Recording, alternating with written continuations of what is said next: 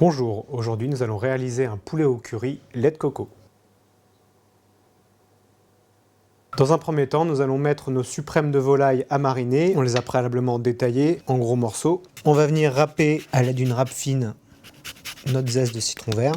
N'hésitez pas à être généreux, ça apportera de la fraîcheur à ce plat épicé. On va également presser le jus de ce citron.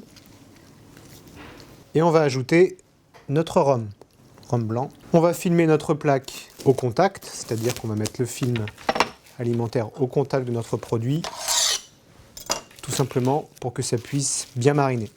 Et nous réservons au frais. Nous allons cuire notre riz dans une casserole d'eau bouillante préalablement salée. On mélange pour éviter que les grains collent au fond. Et on va venir cuire à frémissement 8 à 10 minutes.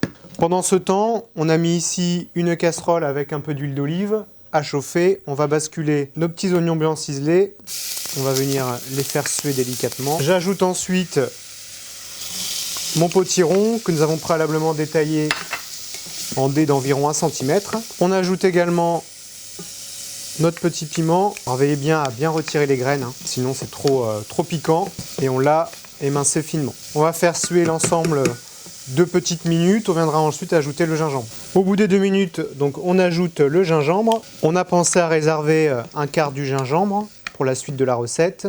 Il ne nous reste plus qu'à attendre que notre riz soit cuit pour terminer cette préparation. On a sorti la volaille du frigo, le riz est réservé au chaud dans un saladier. Nous allons pouvoir maintenant colorer cette volaille. On a ici une casserole avec un peu d'huile d'olive qu'on a chauffé, on va venir colorer nos morceaux de volaille. Je veille bien à ne pas prendre spécialement la marinade pour le moment, on s'en servira pour déglacer juste derrière. Pendant que notre volaille colore, on va venir délayer notre lait de coco avec la pâte de curry rouge.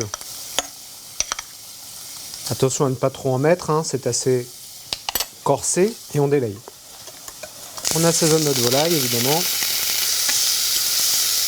Je viens déglacer avec le jus de ma marinade et je vais ajouter maintenant mon lait de coco délayé avec le curry rouge et on vient ensuite couvrir.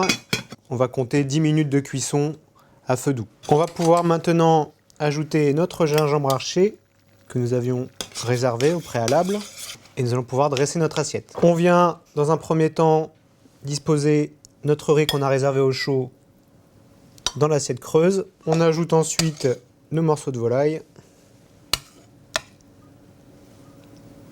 On va venir napper généreusement de sauce qu'on a rectifié en assaisonnement, évidemment.